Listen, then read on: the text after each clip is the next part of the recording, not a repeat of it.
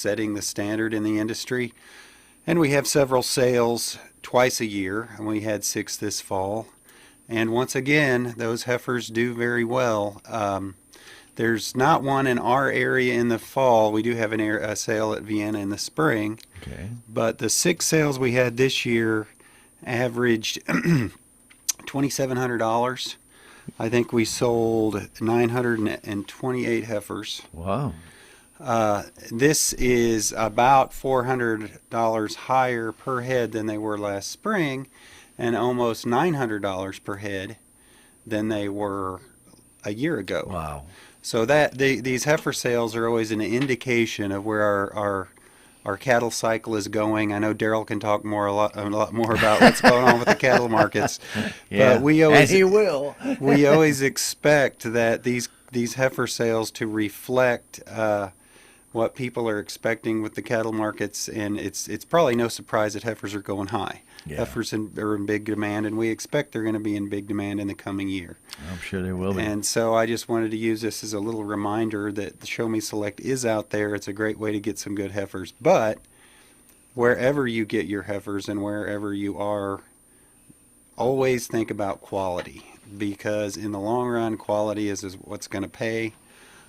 So you never regret making that investment in a good quality heifer, in a cow that's going to be in your herd and improve your calves for years to come. So You may pay a little more, but the return is there for you. you pay just as much to raise a poor quality animal as you do a high quality animal. Exactly.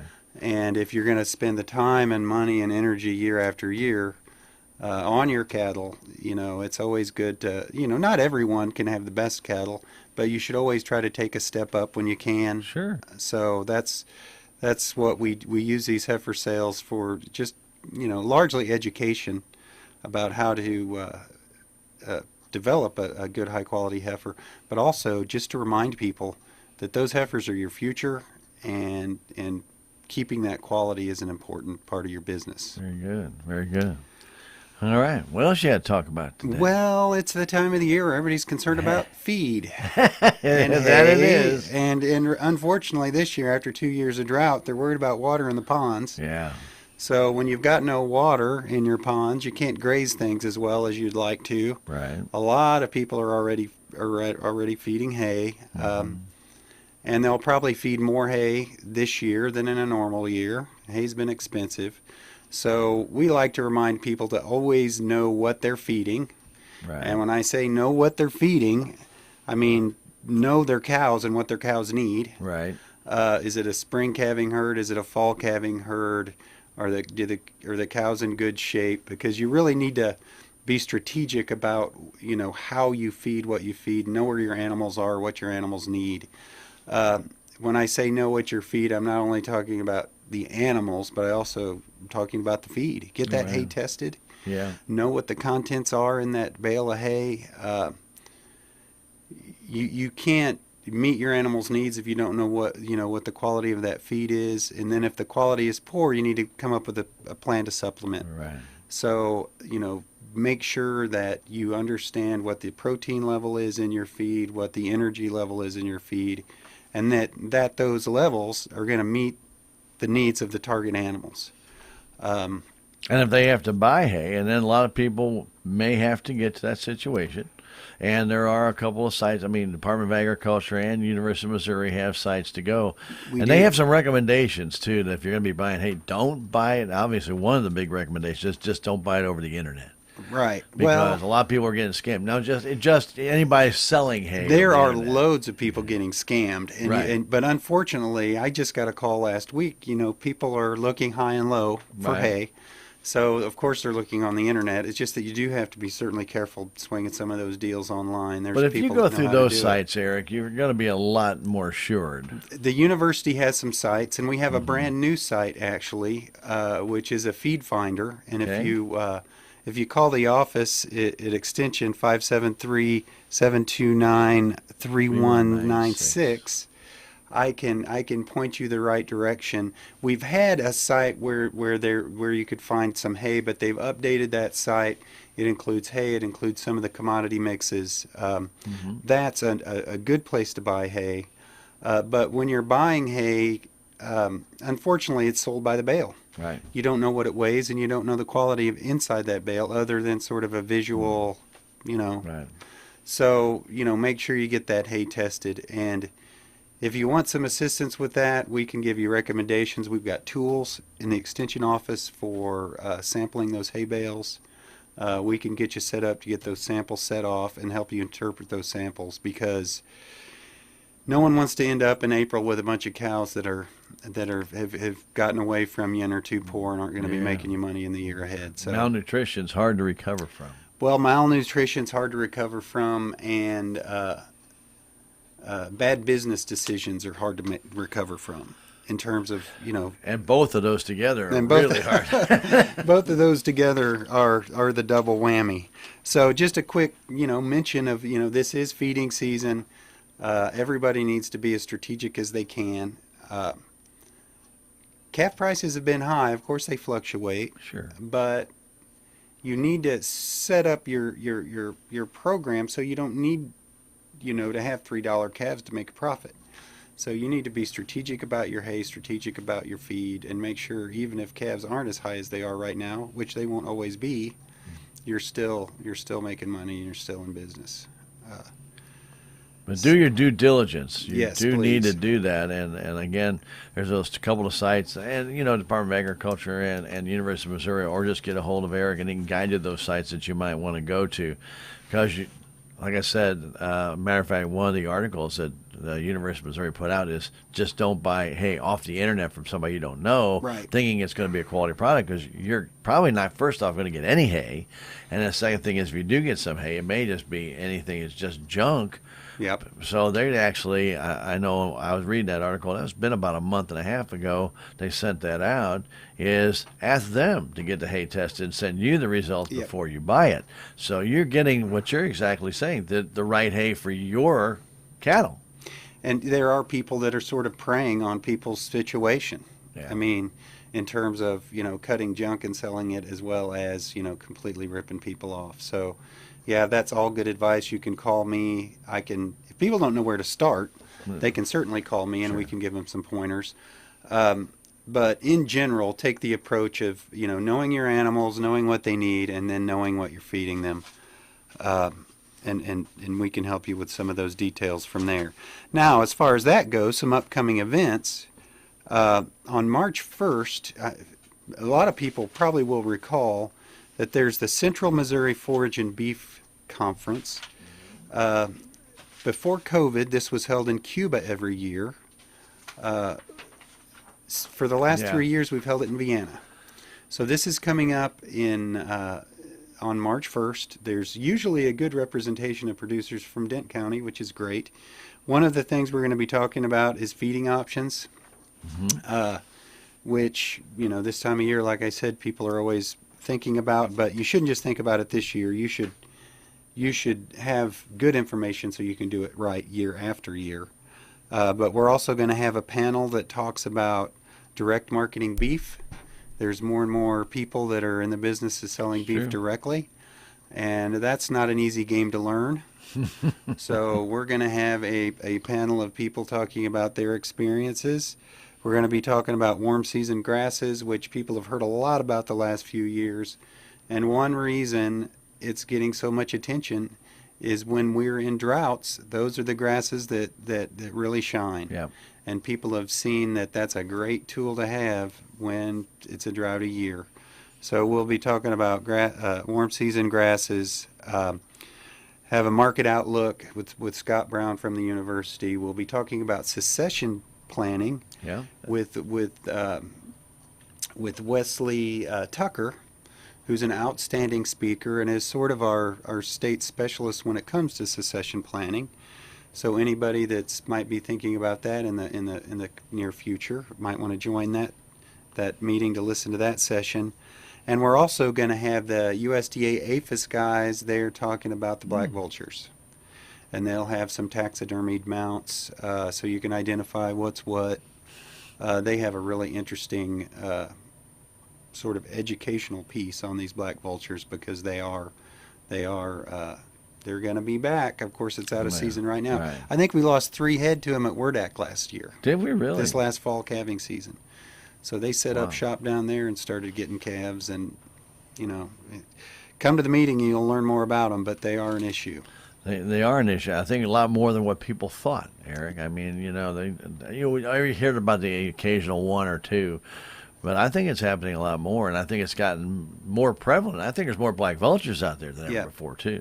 There's some legislation in the House of Representatives that's been proposed that's going to reduce the restrictions on controlling them. It's been, I mean, Farm Bureau has sort of reached out and helped producers get those permits to depopulate those black vultures. But there's some legislation in the House of Representatives right now that is going to even extend that and make it easier. That tells me that we were probably in early days of dealing with black vultures. Oh, yeah. So people, it's a good time to learn. It's a good time to learn what we're up against, I think. Yeah, I think you're right there. I got speaking of that hay, though, I got a couple of the websites you can go to. One's by the Department of Agriculture, and the other one's by the Extension. The Department of Agriculture, you can go to the listings at apps.mda.mo.gov/hay directory. So basically, you go to mda.mo.gov hay directory, and that will give you one. That's through the Department of Agriculture through the state.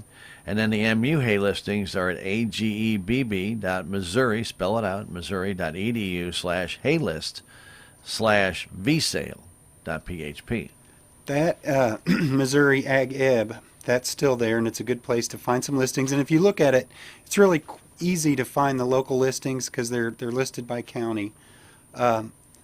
But there's a new one, and I'm sorry I don't have that. I just got the information about it yesterday. You should have it I memorized. should have Eric. it memorized, but it's called Feed Finder. Yeah, then you were saying that. And if you contact me, I can dig around and make sure that that is available. We'll have flyers for it in the office, but there's this Feed Finder website, which is going to be a great tool as well. So there's options for you to find your hay, my friends. Yes, and there are people out there looking for it. Like I said, I got a call just last week because something fell through. No one wants to be hunting hay in December, January, Or February in the snow. or February. But if something falls through, then you end up needing to buy some hay, and it's going to be high. So you need to have the best information you can, buy it from the most reputable person you can. Right. And it's a big concern.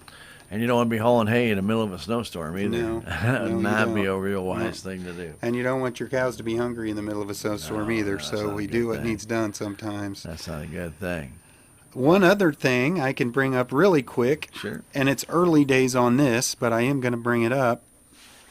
The Dent Phelps Cattlemen Group right now is we're starting to talk with the Missouri Beef Council on hosting a local beef quality assurance training. Oh, that'd be good. So that beef quality assurance training is, it's available online. The Cattlemen's, the Missouri Cattlemen's Association and the Beef Industry Council really encourage people to go through the beef quality assurance training. It's just a way that the industry ensures that we are doing what we can do in terms of quality beef that we're producing, but also animal welfare, animal health. And it's the best way to ensure that we're not going to get regulated by someone else, basically. There you go. If we keep ourselves up to date, we maintain high standards ourselves, then we're not creating opportunities for anyone to step in. So this beef quality assurance, a lot of times it's the obvious, but it's the important obvious that livestock producers need to know when they're taking care of their livestock. So you will be hearing about this in the next month or so. No dates have been picked, or nothing's been nailed down, but we've started these discussions, and we hope to offer this locally.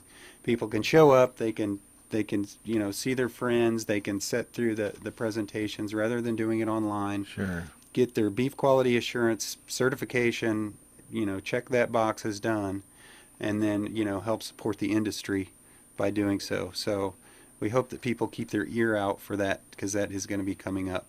You definitely need that feedback from your fellow producers. It's just Sure. you get more information from them sometimes than you do from even the presentation. Not that you don't get good information out of the presentation, but sometimes somebody will say, "Well, I've done that," or they can vouch for it, or say, "Yeah, I've tried that and it worked out just fantastic." Oh, right. You know? Well, when you can sit in a room with other people and ask questions, and, Sure. and listen to the questions that they ask, and have a little bit of discussion, it's always better than reading a book or watching a video. Yeah. So, And even online, when somebody asks a question, you don't know if they're asking a question because they don't know, or they're asking a question because it's not clear. Right. You know, when you're in person, you can hear the inflection of the voice, and you Sure. can tell just how that question is being received, and that you're Right. really questioning me on this. So, sometimes it's a lot more fun in person to be there, just to see how the presenters react, or if they have the information, or if they're truly getting their message across. Sometimes people think they're getting their message across on Zoom. You don't get any feedback. Yep. you Yeah. don't really know. Right. No. So this is going to be a great opportunity for us, and so we're happy that the Beef Industry Council reached out, and right now the cattlemen are discussing how we can proceed. But we'll have one locally, and that'll be a great opportunity. All right, very good. Also coming up, and I know that many people probably have already heard about this, but the Extension Board will have elections in January, and they are still looking for some candidates. So you can still sign up. Now, normally they cut that off in late November, I think right before Thanksgiving, but they've kept that open. And if you'd be interested in being a candidate, you can call Ray Walden at 729-3196. You do have to be at least 18 years of age. You do have to reside, obviously, in Dent County if you want to be on the Dent County Extension Board. Seems to make sense, but Yes. some people who may not live in Dent County but may have an interest in Dent County would like to be on there, but unless you live here, you can't really be on the board. And if you'd like to serve on the council, contact Ray again at number 729-3196, and you can go on the web at extension.missouri.edu/dent. You can just go there and you can find out more information about being on the council. There's applications you got to fill out, and that's about it. But the election will be in January, so you need to kind of do that here in the next couple of days, and I would highly recommend it this week, because next week ain't nobody going to be in the office. Right. We're getting holiday season. Yes. I met with the council in November, I guess. I was able to give a presentation, and I present to the different councils in the different counties I work in. And it's so useful for me to get feedback from the councils in terms of what local interests are, if I have any ideas.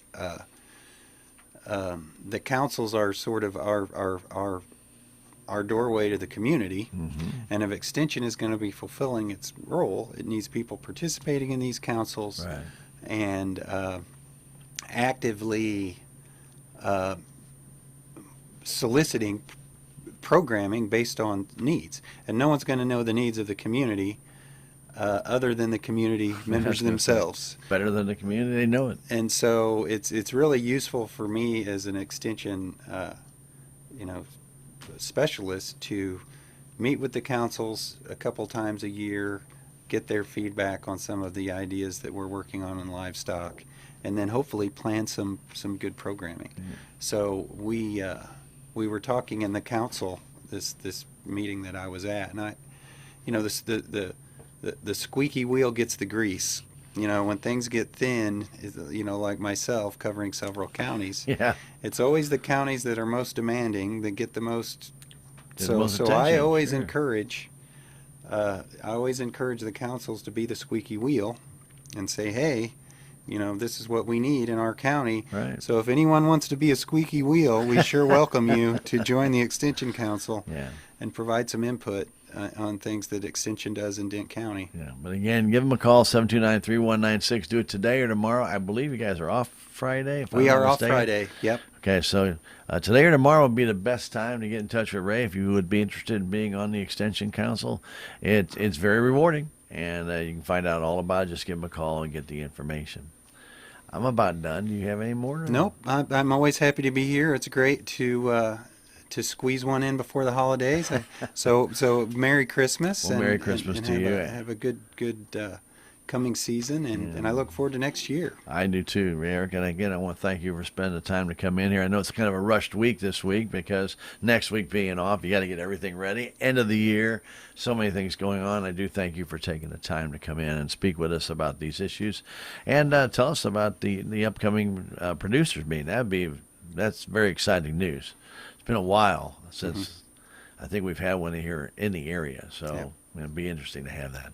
Again, thank you very much. Appreciate it. Eric Muse from the Denton County Extension on our Extension Wednesday. Sir, you have a Merry Christmas and a Happy New Year.